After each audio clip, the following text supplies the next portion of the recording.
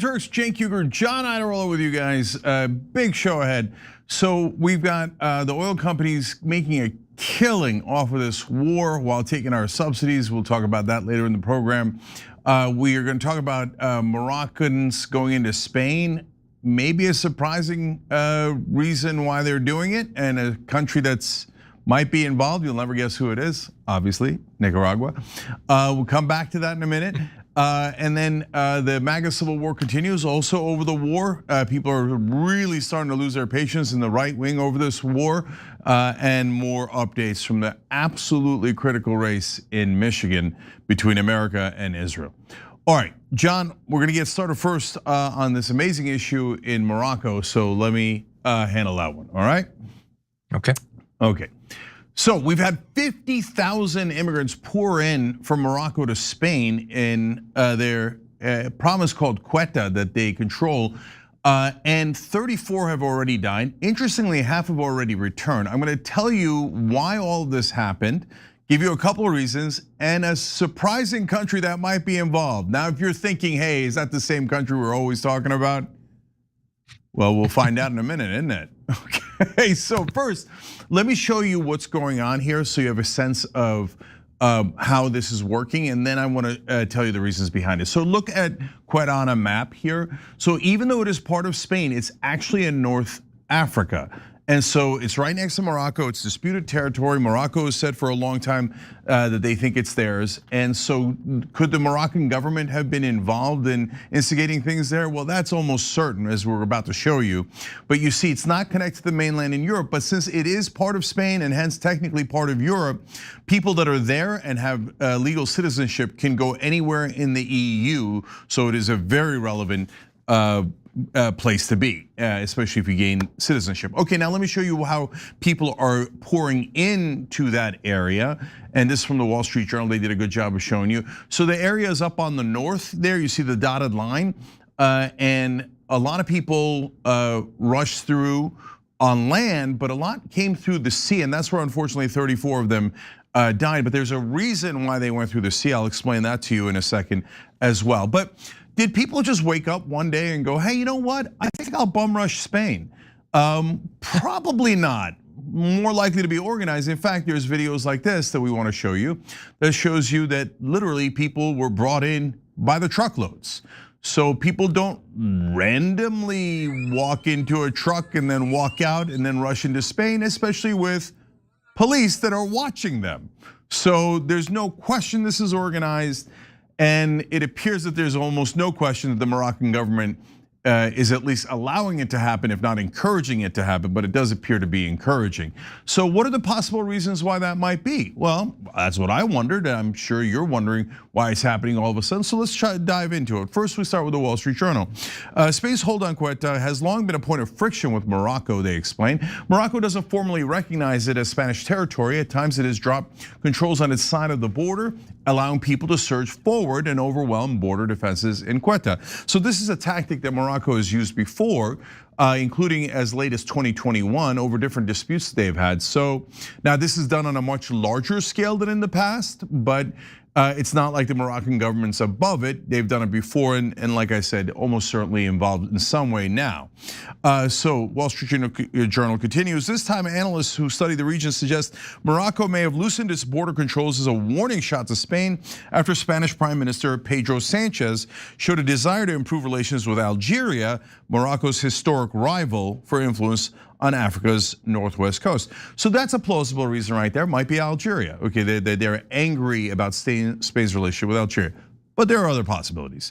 Moroccan lawmakers have said the influx was more likely to have been triggered by a recent Spanish Supreme Court ruling that made it more difficult to turn back migrants if they arrive by sea. Okay, so that's a potential reason as to why now. So Spain's courts rule and then people go. But again, if it was not organized, it would be a little burst and another burst and a couple people and a couple of families and maybe a couple hundred people, but it certainly would not be an organized 50,000 person basically raid, right? But it's certainly the Supreme Court decision there in Spain could have made a difference, and definitely in how they arrived through the water, because if they go through the water, there was a special ruling saying that they're more likely to gain citizenship. So that gets into the details of the Spanish court system, but relevant as to how they arrived, but maybe not necessarily as to why they arrived. So one more from the Wall Street Journal. They explained that still other European countries are nervous.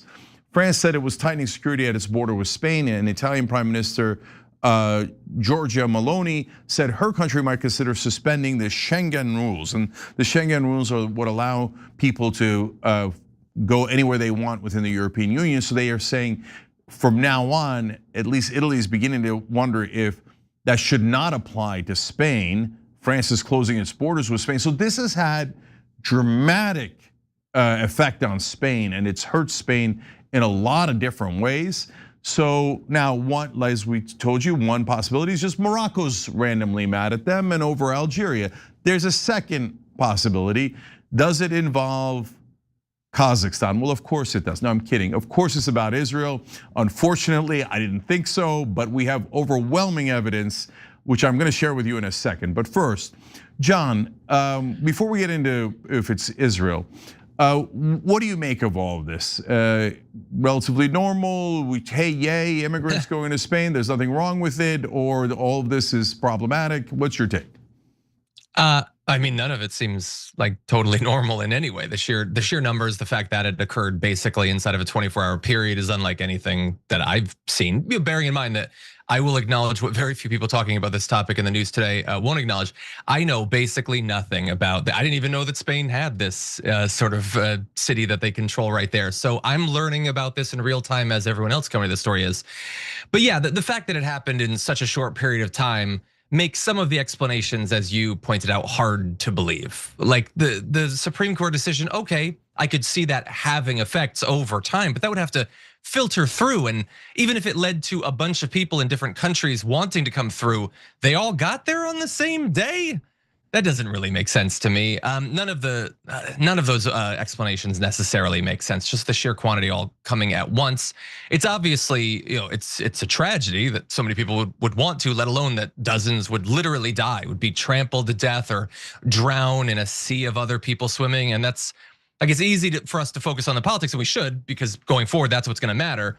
But that's a horror movie that basically we saw acted out with dozens of people dying just for a chance to get through.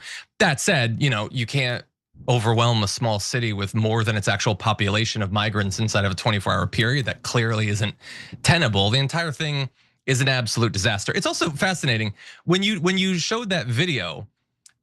Like, obviously when Donald Trump and Republicans talk about border crossings at our southern border, they often talk about it almost exclusively through the lens of this is an organized thing, that they're emptying out their prisons, they're emptying out their asylums, and they're all being sent, rather than it being an organic thing where people are coming in every day. And there's many different reasons for many different populations drawn from decades of American foreign policy and the economic devastation of the area and everything.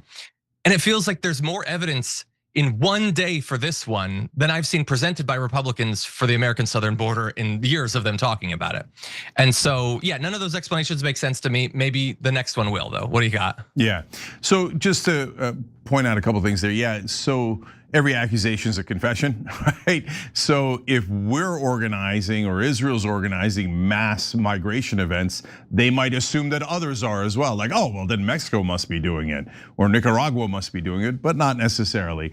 So, all right, so let's dive into what the Israeli papers are talking about. Because if you wanna know what's going on, don't turn to American media. They will lie to you 100% on Israel's behalf on almost every instance. But if you go to the Israeli press, they're actually quite terrific. So, and part of the reason why they're so good at getting us information is because a lot of their local officials and politicians and policymakers brag about how well they've done in manipulating certain situations to get what Israel wants at the cost to others, including in this article at Ynet, where the person writing the article is in favor of all the actions that I'm about to read you that Israel has done, like attaboy, way to get Spain. Now, if you're wondering, wait a minute, wasn't there somebody who said something about Spain? Oh, right, Netanyahu. Remember when he said this? ישראל לא תשתוק מול מי שתוקף אותנו. ספרד הכפישה את גיבורנו, את חיילי צה"ל, חיילי הצבא המוסרי ביותר בעולם. ולכן הנחיתי היום לסלק את נציגי ספרד ממרכז התיאום בקריית גת, לאחר שספרד בחרה שוב ושוב להתייצב נגד ישראל. מי שתוקף את מדינת ישראל במקום את משטרי הטרור, מי שעושה זאת לא יהיה שותף שלנו לגבי עתיד האזור. אני לא מוכן לסבול את הצביעות הזאת ואת העוינות הזאת. אני לא מתכוון לאפשר לאף מדינה לנהל נגדנו מלחמה מדינית בלי לשלם על כך מחיר מיידי. So for those of you who are listening to the podcast, he said in Hebrew, he always talks in Hebrew when he wants to hide his message from the Western press, not that they'd report it anyway, but he said that Spain will pay an immediate price for daring to care about the Palestinians and saying that maybe they shouldn't be slaughtered. He was enraged. We're to slaughter anyone we like, okay? And if Spain objects, there'll be consequences. Well, now let's check out the consequences. Amin Yayoub wrote in Ynet Global, Spain's refusal to allow the United States access to its Rota and Moran military bases during the Iran campaign, its consistent failure to meet NATO defense spending targets, and Prime Minister Pedro Sanchez's confrontational posture towards the Trump administration have collectively generated something rare in North African affairs: a genuine crack in Spain's strategic armor over Ceuta and Melilla. And into that crack, Morocco's most consequential new partner, Israel, is uniquely positioned to press. So they wrote this a little while back, previewing what might come next. And Melilla is another city that Spain controls in North Africa. And they're saying, well, look, there's some issues that America has with Spain paying NATO dues, but mainly, how dare they not allow America to use its bases to bomb Iran on behalf of Israel? How dare they talk about the Palestinians as if they're humans? There's going to be consequences. So how does this actually get done though? How does it get executed? So they explain in March 2026, Michael Rubin of the American Enterprise Institute, writing through the Middle East Forum, called on Trump administration to formally recognize Ceuta and Melilla as occupied Moroccan territory, branding Spain, quote, a colonial power running colonies across the Strait of Gibraltar. So now Israel is a settler colony that has colonized the Middle East, and it continues to attack and take land. But when Spain pointed out the occupation and the brutal treatment of the Palestinians, they go, oh yeah, all of a sudden we care about colonization. But it's only connected to when Spain criticized Israel. Then all of a sudden, American Michael Rubin at the American Enterprise Institute writes a policy paper about, we got to do something about Spain and this land they have in North Africa. It's time to do something against Spain. Obviously, just because he cares so much about America, Connecticut, Alaska. Okay, so days later, look at this coordination. Representative Mario Diaz-Balart, a chairman of the House Subcommittee on National Security and one of Marco Rubio's closest congressional confidants, declared publicly that the enclaves are, quote, not in the geographic territory of Spain, but rather in Moroccan territory, and that their fate should, quote, be established, negotiated, and discussed between friends and allies. So all of a sudden, a so-called American think tank writes a policy paper attacking Spain right after Israel ordered them to, at least publicly. And then an American congressperson then attacks in the same exact way, using the same exact talking points. But I'm sure there was no coordination at all, except for the fact they're about to admit it. They write in Ynet Global, this was not the fringe speaking. This was the architecture of a coordinated strategic repositioning.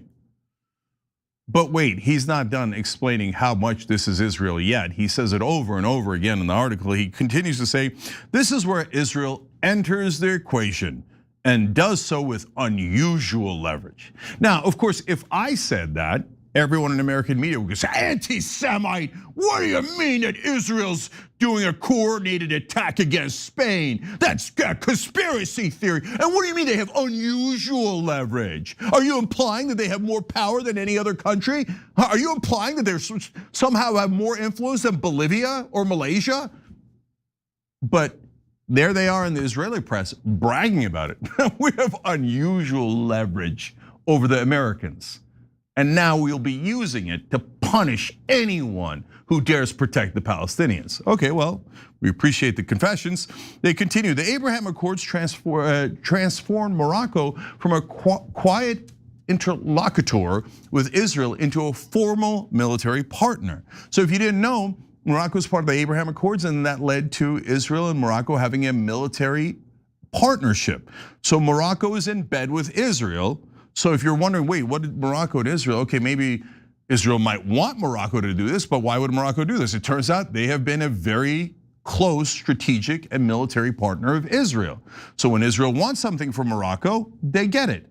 When Israel wants something from America, they get it. When Israel wants something from almost any country, they get it. In fact, when they wanted Spain to bend a knee and to join the war, and they didn't, they're like, no, that's unacceptable. We have to send a message to all countries on planet Earth. You are not to ever defy the Israelis. Okay, they continue. Israel's voice in the triangle carries disproportionate weight. When Israeli officials signal alignment with a partner's strategic interests, that signal registers powerfully in a White House that has placed Abraham Accords expansion at the center of its foreign policy vision. In that case, the triangle is America, Morocco, and Israel. But basically, there's only one point in that triangle directing both, as this article clearly explains over and over again. Israel's in charge, we have the leverage, we tell America what to do, we tell Morocco what to do. And then they do it exactly as we order them. Now, if you weren't absolutely sure yet, then here comes Ben-Gvir right after the event happens, and they rush the border. And he can't help but brag with glee on X, and he says, my congratulations to the president of the government of Spain, Pedro Sanchez, for his profound commitment to the welcoming immigration and human diversity. In other words, ha ha, you messed with Israel, and we're gonna unleash terror inside your country. And if dozens of people get killed along the way, we're Israel, we don't care. Were they Israeli? No, who cares? And so those were the Moroccans who were used as cannon fodder for this political trick. So it's not impossible, John, for Morocco to have been, agree with Spain overall historically about this territory. It's not impossible. That is true, right? So it's not impossible for that to be a factor, maybe a mid-sized factor, maybe a large factor. Maybe they're aggrieved about the Algeria situation. That certainly could be a factor. And it could be that it's not just binary, that maybe the Moroccan government was itching to do this anyway. But did it happen right after Netanyahu threatened Spain? Did Israel basically brag about it afterwards? Before and after? Yes. And it was certainly coordinated and gigantic and much larger than any other type of event like this. Leading me to wonder, is there anything that Israel is not involved in the world, and that they don't somehow create giant messes in other people's countries purely for their own benefit? Is there no end to this madness from this one country terrorizing the world? Yeah, I mean, look, it's the entire situation is effed beyond repair.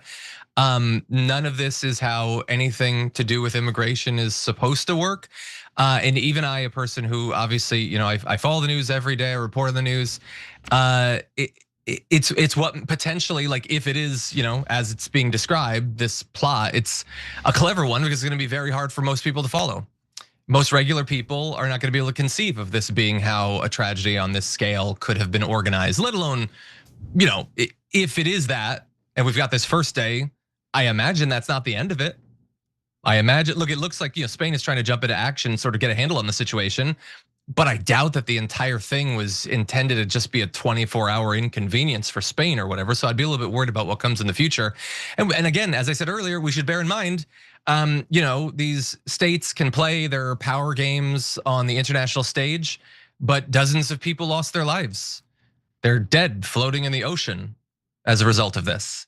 And I find that to be utterly grotesque. This is not how any of this is supposed to work. And I worry that, as I said earlier, for a number of different reasons, particularly because it's foreign policy, it's gonna be hard to get a lot of people to necessarily follow along, let alone care. I mean, thankfully, I think the people watching now are probably much more likely than average, but this is the sort of thing it feels like they'll be able to get away with for the most part. Oh, for sure. So a couple of quick points on that. Number one, in terms of the human toll that you're referring to, why did half the people go back already? That was pretty quick, right? It's because this is a tiny little area and they don't have anywhere near enough food or water. So when people realized, oh, we were lied to, we're not gonna get to freedom, we're not gonna become citizens, they don't even have food or water here, half of them went back immediately. So, oh wow, look at that. People in positions of power lying to the average person, getting them killed and making them go through incredible suffering. And oh, look, the Israelis not caring about non-Israeli lives 1%. I know, shocking. To be fair, the CIA does this kind of stuff all the time, and we don't seem to care too much about non-American lives. So, and all of that enrages me. But in terms of being able to get away with it, I would be shocked if we weren't one of the very few media outlets covering this, along with the Israeli press. So if you, by the way, I really recommend reading the Israeli press. They are way more honest, and that's where we get a lot of our news. Some of them are just great reporters and outlets, and they have the ability to not get fired if they write something critical of Israel. In America, if you write something critical of Israel, you'll be called an anti-Semite and fired immediately. That's why almost no one ever writes anything critical about Israel. You'll never learn the reality about Israel in the American press. They're almost sworn allegiance to that country, and whether they think it's because they're gonna get fired or they just love Israel or whatever other reasons they might have, but you're never gonna get the truth from our press. But the Israeli press is very forthcoming, and they tell you about all their plots and plans and how they're, and then you've got, as I said, people in that country who brag about this type of stuff. So, but what'll happen here in America is if you tell them what we just told you, guaranteed somebody like Jake Tapper will burrow his frown, look down his nose and go, oh, that's a conspiracy theory. And he said, well, look, the Israelis admitted it. How dare you, you're anti-Semitic for quoting Israelis. How dare you? Okay, so that's the kind of oppression that we live under in America. Now that oppression is visited upon Spain, and I don't know if Israel can be stopped from any of these outrageous actions in our lifetime. They seem to have, to say disproportionate power would be an amazing understatement. No, this is a kind of power I've never seen in my lifetime. And honestly, John, I didn't know that anyone had. And maybe I was a little naive. Maybe I believed American news outlets too much. And I used to think, I mean, come on, really? Are there these big conspiracies, et cetera? Now I look back on it and I'm like, are governments going to cheat, lie, and steal for their own benefit? Well, almost every government does. So have we just been taught to be utter suckers here in America? Oh, the government doing something nefarious. How dare you, you conspiracy theorist? No government would ever do that, let alone the American or Israeli government. Are you kidding me? How many people have we murdered and coups, et cetera, and we would never do it? The Israelis would never do it? So I leave you on that question, John, of have we been suckers our whole life? I mean, you're focusing on this area. I've come to that conclusion in basically every area, actually, for me. I don't know what's going on. Yeah. Can I just say one final thing? I know that people in our audience have already discussed it, but the most moral army in the world is the most clownishly Orwellian thing I've ever heard in my life, I think. Yeah, no, I mean, I think that the Israelis took 1984 as a how-to manual. And so rather than a warning, they're like, oh, those are really good ideas. Oh, let's say the exact opposite. Yeah, oh, I got a good one. Let's call ourselves the most moral army. Are all 23,000 children incinerated? Have we burned them all alive? Good, check. Most moral army in the world. And John's absolutely right. It isn't about Israel. Israel's the tip of the iceberg. The iceberg is that our government and our media lies to us about almost everything. Like, they make it seem like it's normal that we don't have paid family leave. There's only like us and 2 island nations that don't have paid family leave. The rest of the 200 nations on earth have it. They think it's barbaric we don't have it. We can't afford it. We're the richest nation. We can afford every one of Israel's wars, but we can't afford for moms to take 12 weeks off after they have a baby. They got to go right back into the assembly lines and the coal mines, etc. Nothing but work and toil and money from us, and sometimes including the deaths of our soldiers. But the donors, big pharma, oil, defense contractors, Israel, they get everything. And the job of the media in America is to lie to you so you don't see that iceberg. All right, we're gonna take a quick break. When we come back, hey, good news. We've got to deal with Hamas that's gonna actually liberate Gaza. Bad news, it involves Israel, so there's no chance it's going to happen. We'll explain when we come back.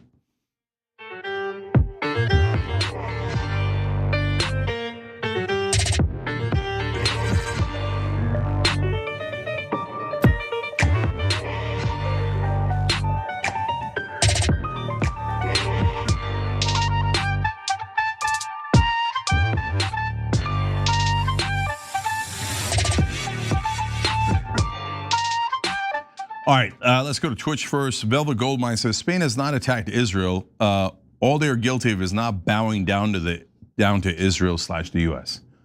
Yep, that's why they try to destroy all their opponents inside America. If you don't kneel to them, they view that as a grave affront. Do you not know when your superior is in the room? So, I mean, I remember like people got mad at Anna because she said F Israel. Is that controversial? Are we not supposed to be angry with Israel? What kind of lunatic assumptions do people in Washington have? Jack Callahan said the real immigrant influx is coming in when famine hits because of no fertilizer coming through the Strait of Hormuz. Yes, Jack, that's so true. So these huge migration waves happen when there's lack of resources, and that's headed next towards us. Mo Larry She says, Cenk, can you comment on some of the other Senate races like Maine, Florida, New Hampshire, and Texas? Hey, in Maine, Troy Jackson's the new candidate. We really like him. And so make sure you support him against Susan Collins. In Florida, Oliver Larkin's against Moskowitz. We talked about that on yesterday's show. Make sure you support Oliver Larkin. Texas, obviously, Talarico's huge. So we'll try to do more and more as we go along. Nerd Ferguson said, Papua New Guinea at it again, I'm guessing. Well, they're about the same size as Israel, so they have about the same power. Boomer Dragon Cat, we don't need to just stop giving Israel money. We need to completely amputate them from the US. Yes, we're just not that into them. Let's divorce them.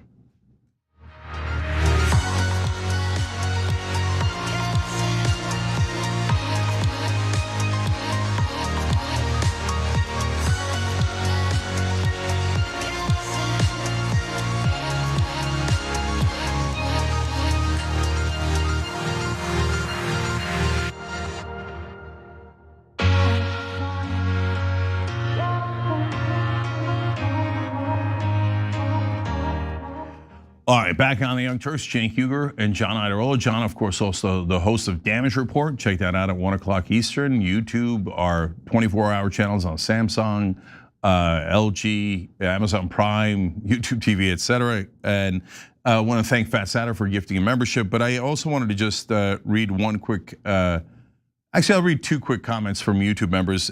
Jim Huggett wrote in, John is by far the best host on TYT. Okay. It's an aggressive thing to send in. I'm in my top 5 favorite, I'll say that. Okay, I know, I love it. Thanks for writing in, Jim.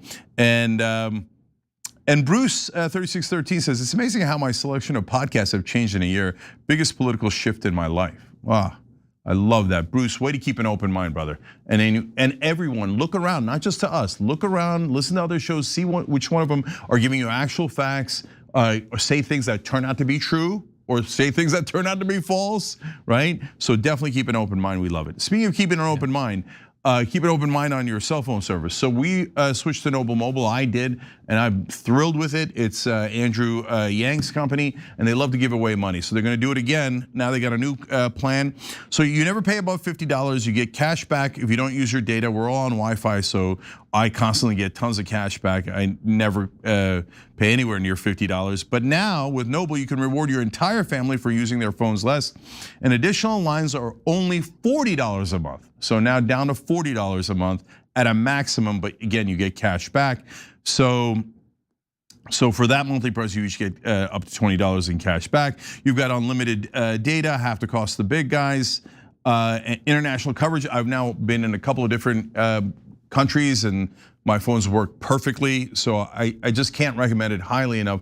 Please start saving money now. There's no point, like, yeah, you can do the switch a couple months later, but every month you don't switch, you'll needlessly lose money. So tyt.com/switch, tyt.com/switch. All right, now let's go to our next story. And I think they should have freedom of terror. And for that, Hamas has to be disarmed and Gaza has to be demilitarized. That's our plan. Disarm, demilitarize Gaza, and de-radicalize it. That's what is needed to happen in Gaza to give them a new life and to give a chance for peace. So, of course, that's not true because it's Benjamin Netanyahu. If he's speaking, he's lying. So the Hamas apparently did actually say, yes, we will disarm. To which Israel said, never mind. We're not gonna do any of the things that we promised.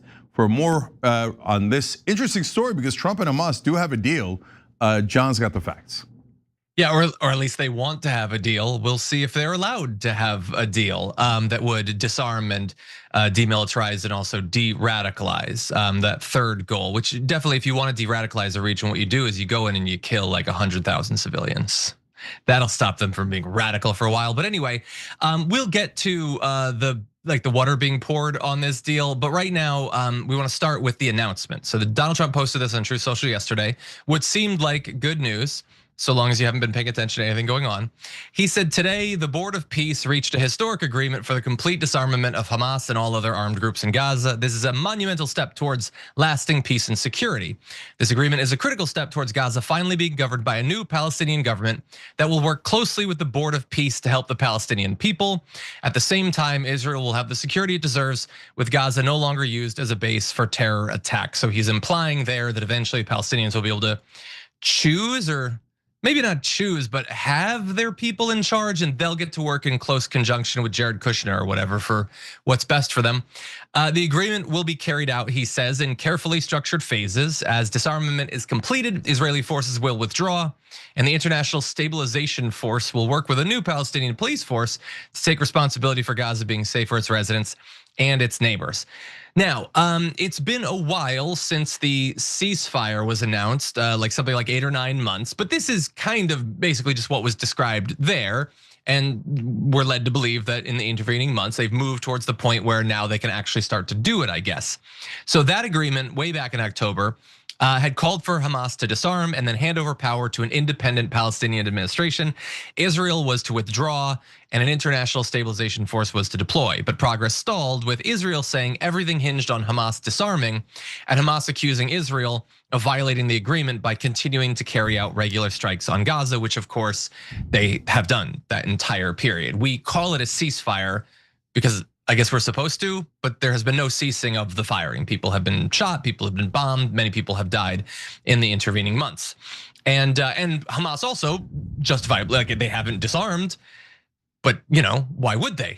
Israel hasn't withdrawn, they've continue to kill people. So again, there's not necessarily a lot of reasons for either of the sides to trust each other on this. And so coming back to the present, they've announced that they will disarm and lay down their heavy weaponry as well in a process that will take some time, but that Israel must agree to end its strikes and gradually withdraw from Gaza. But again, that's what they agreed to do in October. So you can see how there's some potential stumbling blocks right out the gate with this new deal. But according to the new agreement, both issues would be done in phases. First, all weapons held by the Hamas-run police will be transferred to the US-backed Palestinian Technocratic Committee, known as the National Committee for the Administration of Gaza, upon its arrival in the enclave. It's not clear when that would happen since it's contingent on other steps. But after that, there would be a process to decommission and store heavy weapons. Military production sites and tunnels will begin after the arrival of the Palestinian Committee and the deployment of international forces. That will be linked to a phased Israeli withdrawal. I'm not entirely sure a withdrawal to what extent, if this is to their yellow line or the red line or whatever it is, or something like what Gaza was a couple of years ago. I doubt it, but maybe theoretically.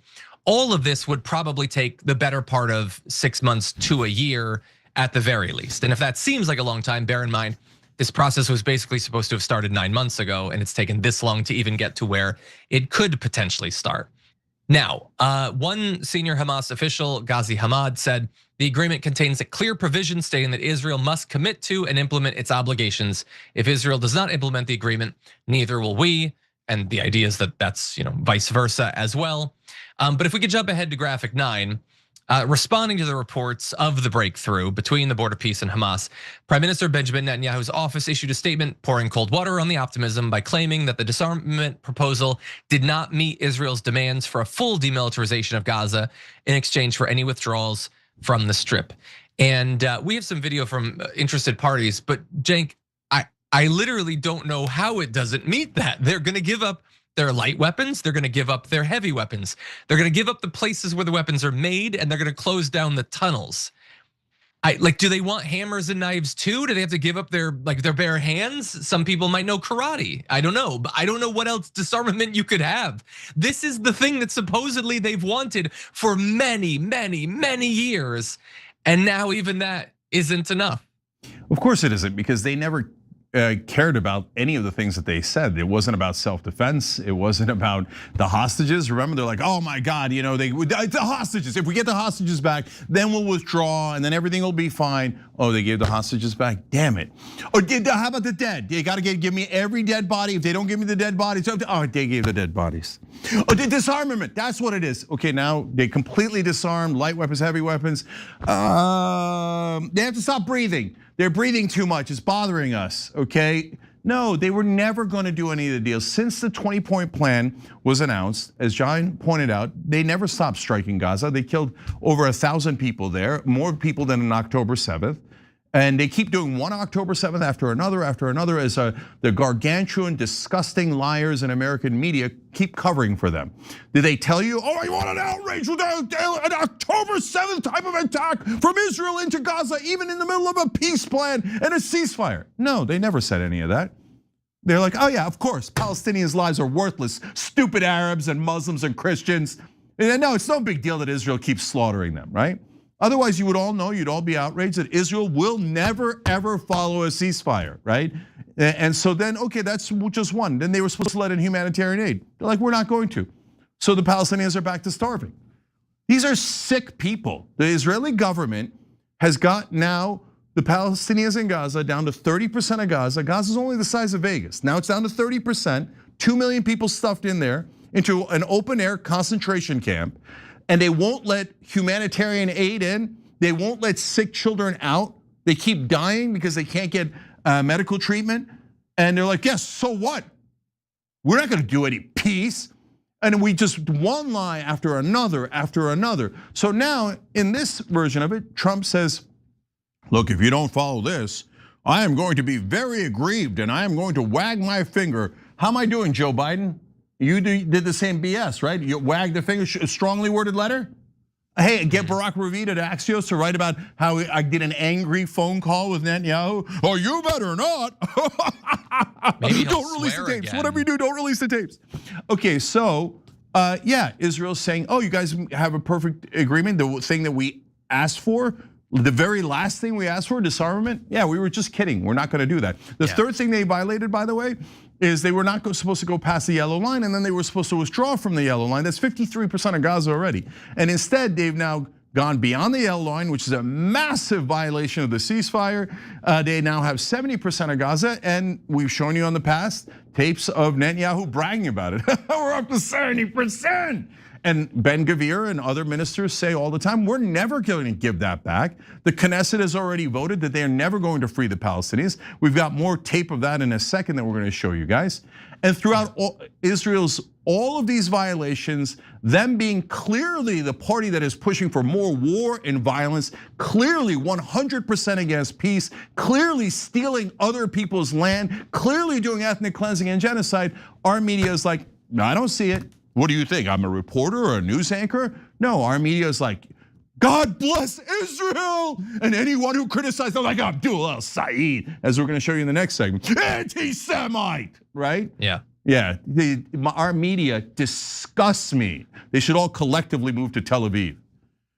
Yeah, the entire thing is it's utterly grotesque. Just bear in mind, Netanyahu's office didn't say we don't accept it because we don't trust them. They said we wouldn't accept it if they did it. That wouldn't be enough. That's absolute madness. Those weapons are literally the only thing stopping from the entire country from being taken over, but even getting rid of them isn't enough. I think we only have time for one video. So why don't we play the second video talking about the establishment of the state, and I have only one more point I want to make about that, but let's jump into this. Just to be precise, Ambassador, Israel's open to the idea of a new state of Palestine emerging alongside Israel, the two-state solution, as it's called. Is that what I'm hearing? Absolutely not. After October 7th, no one is discussing the option of a Palestinian state today in Israel. We are concerned about our security. We want to see the Palestinians prosper, have better life under a moderate regime and not Hamas regime. But the idea of a state, it's not on the table. Do you support a Palestinian state? No, I'll tell you why not. Because we had one. It's called Gaza. And in fact, it was a de facto Palestinian state. And what was it used for? To launch this horrible massacre against us. Hamas says openly that it's out to destroy every Jew, kill every Jew in the world, kill every Jew in Israel. You want peace with the Palestinians, but not at the expense of our survival. Nobody wants to commit national suicide. That I don't think I've ever seen the goalposts moved that fast. They've gone to plaid. They're moving. Oh, they already had a state. We're done with that. I guess we had. I missed it. I should have paid attention when that was going on. So there will be no state. There will be no state because of a terror attack. And I guess a massacre 20, 50 times as much doesn't mean that they shouldn't have a state, but Gaza should never have a state. Cenk, they will not allow them to have a state that would not be armed. They'd literally have no weapons. No other state on earth has that requirement, but they abide by that. They still can't have a state. They won't even be able to elect their own leaders. It's gonna be Jared Kushner and it's gonna be technocrats. Basically, just Trump is gonna choose people that are gonna dice it up and sell it off to oligarchs around the world.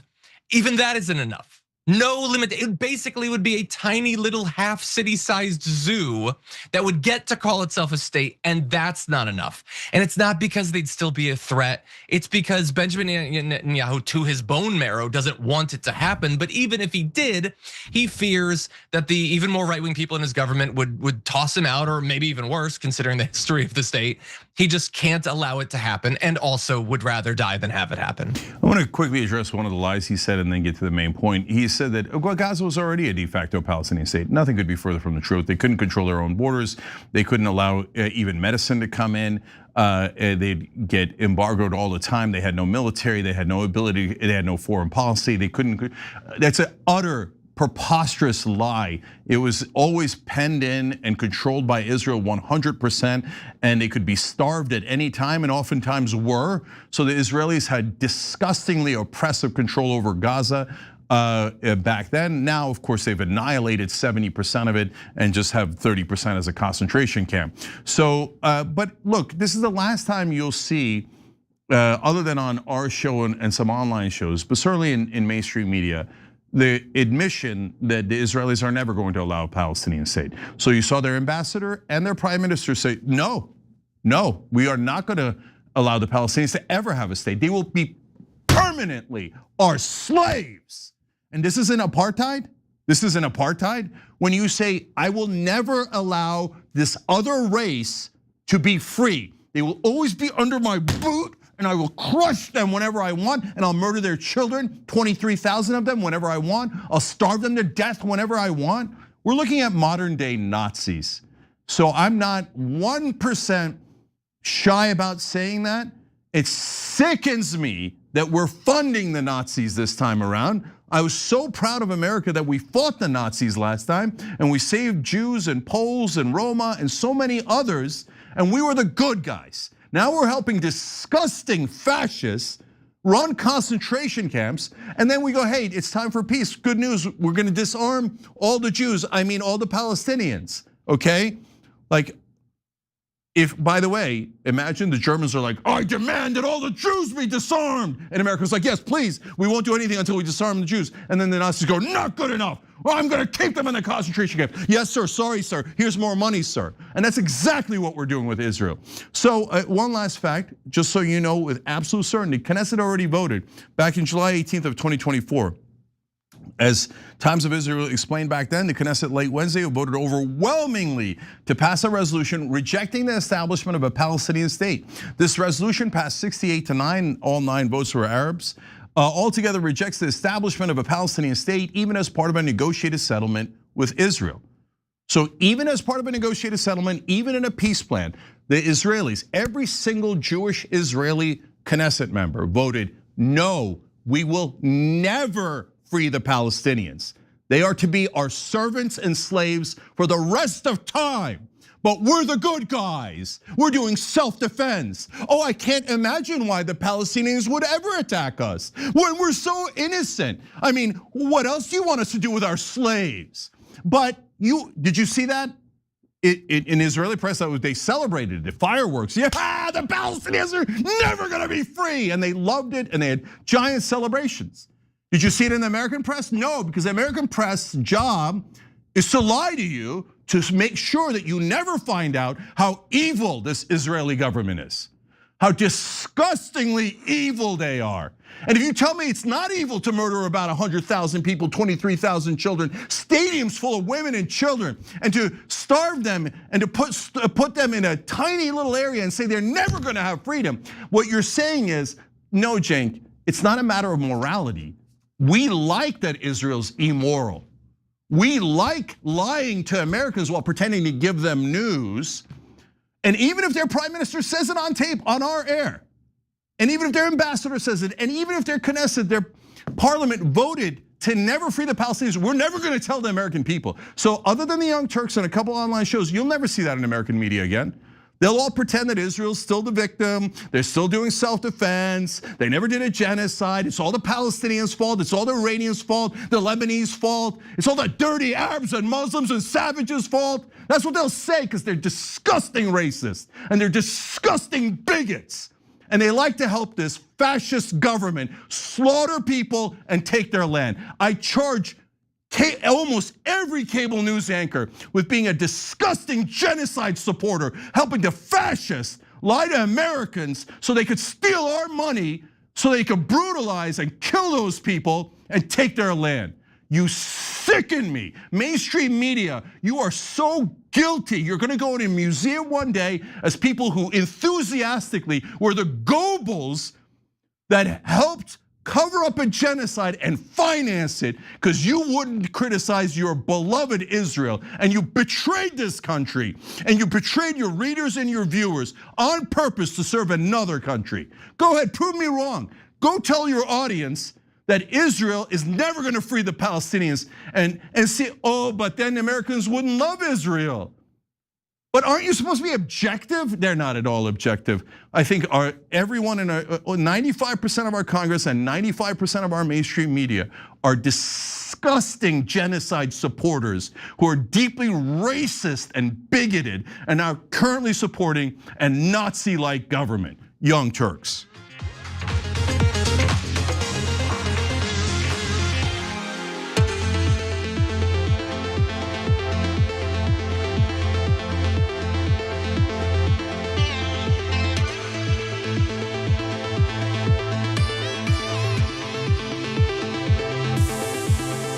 All right, back on TYT. Jump and Jenk Flash says, so Jenk, when do you realistically think the tide will turn on Israel and other countries will actually start push back on them? I don't imagine they can keep dictating how other countries are supposed to act forever before one of them decide it's no longer acceptable. Well, here's the thing. This one is like not so much about Israel as about humanity. When people are this drunk on power as the Israelis are, and they think that they have infinite power, and for a long time they have, and they can get away with anything, what they'll do is they'll push the envelope, push the envelope, push the envelope until they hit disaster. So I don't know what disaster looks like, and I don't know when disaster comes. But at some point, yeah, of course, the American people are gonna realize that their media were disgusting liars who have been lying to them the whole time to help to steal their money to support a genocide. And then they're gonna be super pissed. They're already under 50-year-olds are already super duper pissed. I don't know if it needs to get to 80 or 98% before we throw out all the bums. All those people in Congress are the very worst scum in America, the lowest of the low. Okay, so there's gonna be consequences, and at some point, America's gonna regain its freedom. And when it does, we're gonna leave Israel alone. And my guess is that Israel's gonna go, I don't care, man, I'm gonna attack Iran and Turkey, etc. And they're gonna get themselves into a trouble they can't get out of. So we'll see. Dragon Tree says, I love Noble Mobile. I've had it for about 4 months and I wish I'd switched sooner. Yes, everything said about it is true, but the cherry on top is a great customer service, usually unheard of in phone service, seriously good customer service. In 4 months, I've already saved about $125. That's amazing. Thank you for letting us know. That's awesome. That's from one of our members. We'll be right back.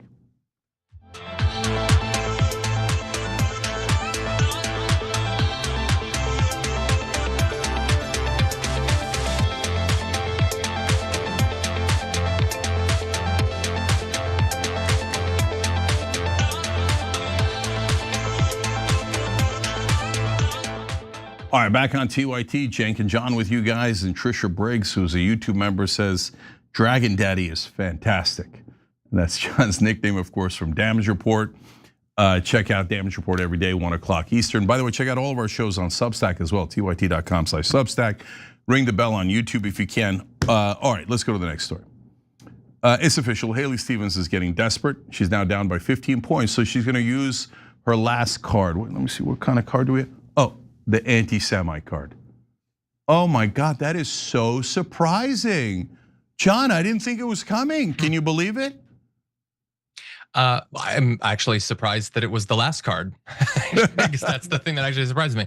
But as you point out, the polls have obviously it's pretty bad. She's down by a lot, despite the huge influxes of money into the race and everything. So let's take a look at what actually happened on social media. So first, you had Abdul El-Sayed, who's been doing interviews. He did an interview with Amani Al-Khattab. I apologize for the name, known as the Muslim girl online, is doing an interview with Abdul El-Sayed. And in this clip, which you'll see, he's talking about Stevens and some of the financial backing for her campaign. This campaign is basically, it's a two-way race, me versus AIPAC. Yeah. That's it. They've called me the most dangerous candidate for the U.S. Israel relationship. They spent $17 million, which is more than their candidate is gonna spend on the race on her own. Yeah. They will do absolutely whatever it takes to beat me, and I'm still gonna torch the next 30 million that they spend the general, and I'm still gonna take the head off the snake. So and essentially setting a precedent for the direction the country's going in. So like, when AIPAC watches this, come for me. See what happens. Come for me. Like, I know you keep coming, but like, you picked literally the least capable candidate in America, right? And then Chuck Schumer doubles down, and then AIPAC doubles down, and part of me is like, okay, look, if you think you can beat money out of politics, money in your pocket, Medicare for all, come. But I'll tell you what people don't want. They don't want money in a foreign government. They want money here. And that is an aggressive and very confident candidate in Abdul El-Sayed right there. Well, obviously Haley Stevens is not gonna like a lot of that. It was, as Semper Firedog says, it was very savage. So she put on Twitter, Abdul, we were both on the ballot in 2018. I was capable of winning my competitive primary and general election. You lost. You lost by over 20 points to Gretchen Whitmer, and you will lose to Mike Rogers by talking like this. Everyone in America understands you want to blame all of your problems on Jewish Americans, which I just watched that clip. I just did, and he did not do that at all. One for one problem, let alone all problems, but that's what she's claiming. But buddy, let me be very clear. I will lower the cost of groceries, ban stock trading for elected officials, stop Trump's abuses of power, and protect Michigan manufacturing. And you'll just be a celebrity whining and writing books to get even richer. You're part of the complainer class looking for their next book or podcast deal. Bro, I just want to work for Michigan. There's obviously the accusations of anti-Semitism there, pretty radical accusations of anti-Semitism. There's an attempt to seem folksy and cool with the bro. Ugh, that doesn't play to me, at least. I don't know.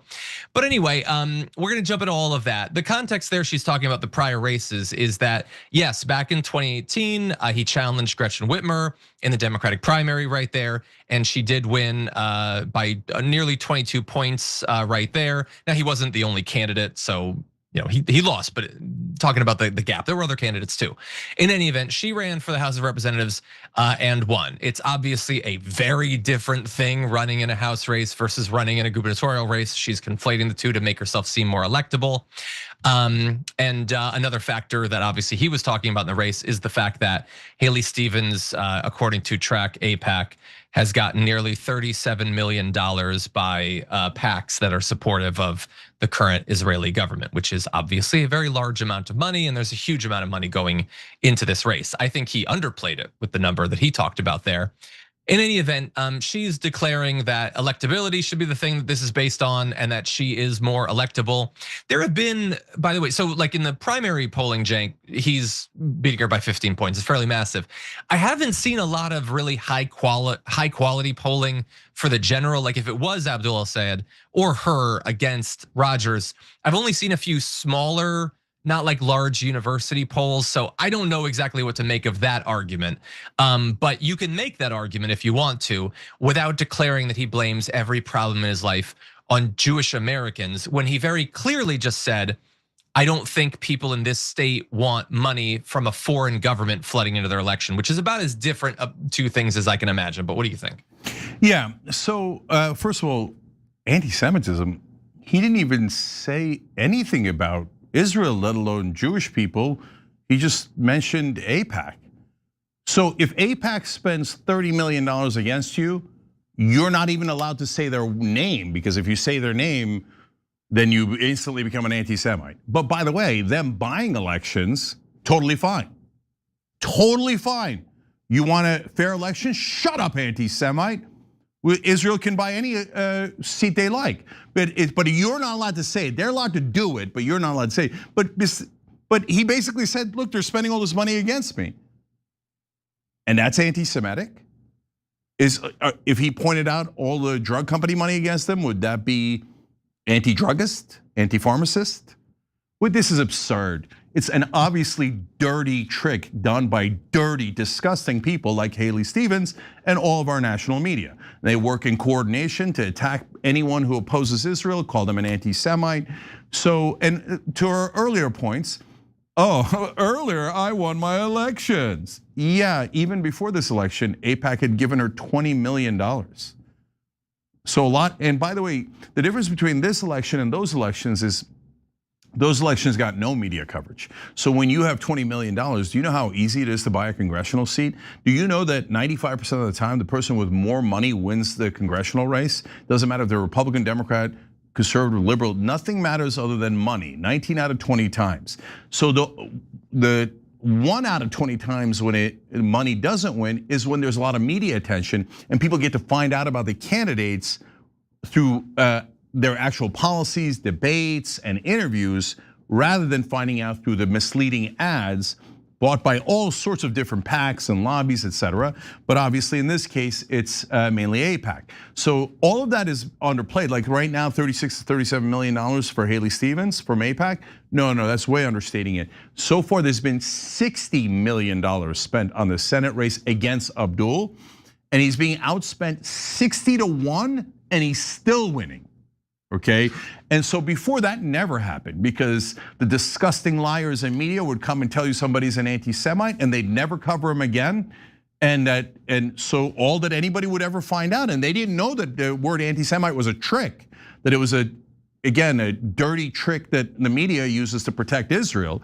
So good Americans were like, oh, I didn't know that. I don't want to vote for an anti-Semite. I think the same thing, right?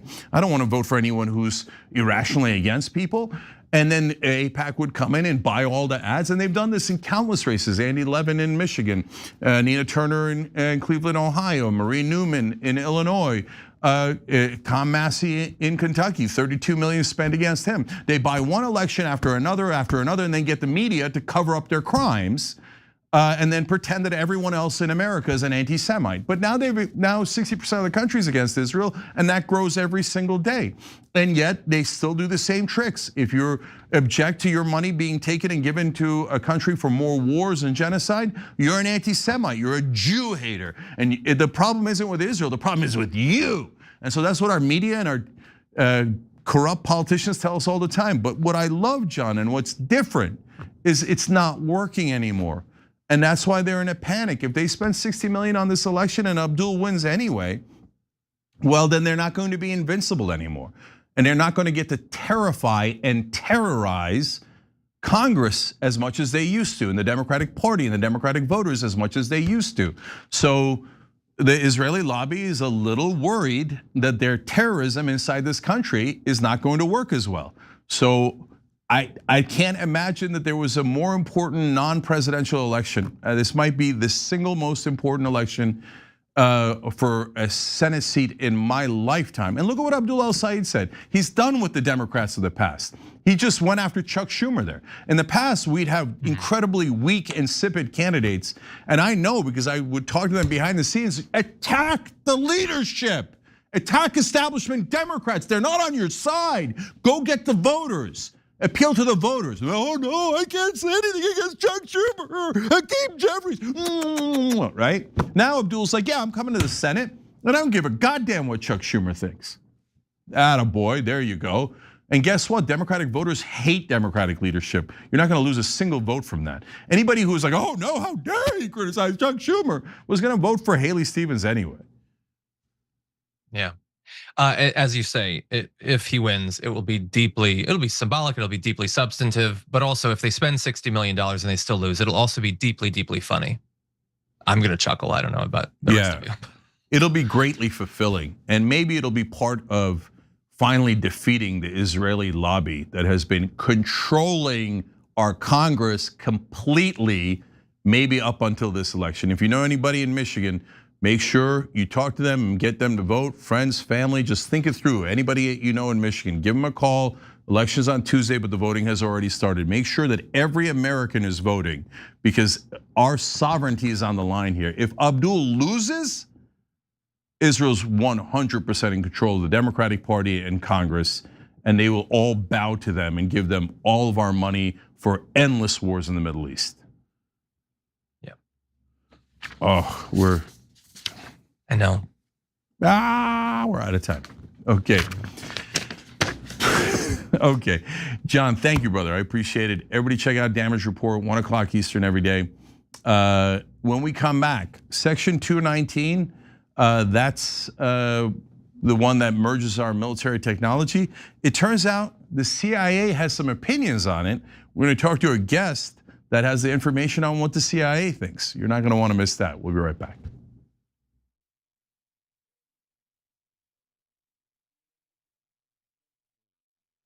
What contributions to the progressive cause are you most proud of? I mean, I don't have super high aspirations for a singular role that I can play in the movement or anything. I try to present myself as what I think that I am, which is a progressive man who is driven by a, I think, well-interrogated and well-organized system of values that I try to stay consistent on, and I demonstrate that that's the sort of life that a person can lead and be successful and be happy and all of that. And that should not need to be done, but there are so many people on the right that are trying to push men in the opposite direction that I want to be able to do that. Along the way, if I can get people to care about some topics that they wouldn't necessarily care about, or that for some men they might think that's not a topic that they should be focused on, that's definitely something that I relish doing. And along the way, I mean, we've been able to introduce people to a lot of candidates. That's been a big part of what we've done. not all of them necessarily got in office. Probably most of them did not. And a lot of them you might not even remember their names. But it was great to be able to provide people the platform where they had the chance of, making a difference. Obviously AOC and all that, but there's been a lot of great people along the way.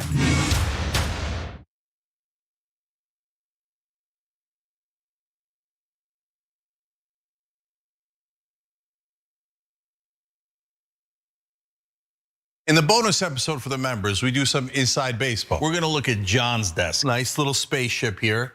Nerd, but it is kind of look cool. Who has Legos? Oh no, he's taking apart a keyboard. Who has a mouse pad that's this big? He's got a dog with a nose that you could hang something on. You know what this desk screams to me? Nerd.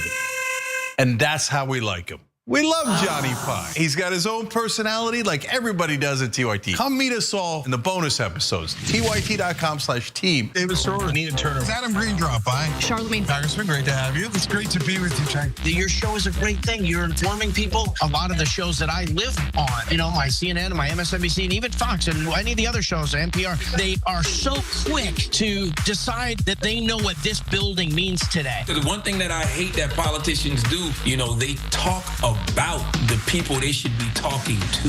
Do they have any idea that they're the establishment and that they're hated? Or do they not realize that at all? People are so deeply in their little universe. I think it's very easy to not really question what you're doing. Voters have a right to ask questions of any nominee, whether they're independent, Republican, or Democrat. The system is duopoly that suppresses competition. How is it the year 2024 and we're still like, maybe they'll talk about paid medical? Like how is that like at one level it's like, this is what we're talking about now. You're like, it's 2024.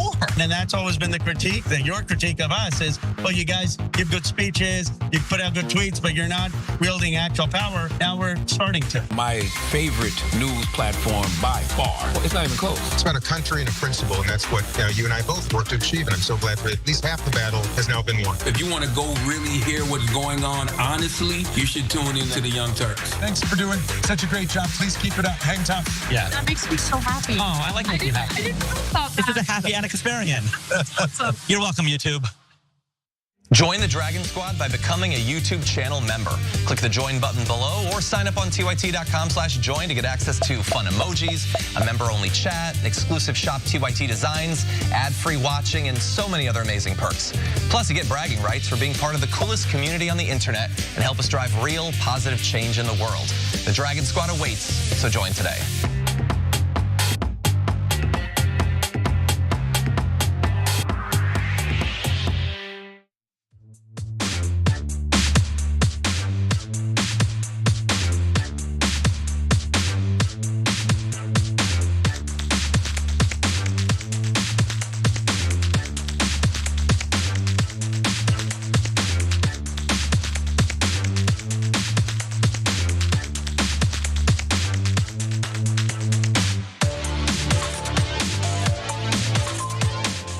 All right, back on the Young Turks. I'm your host, Cenk Uygur.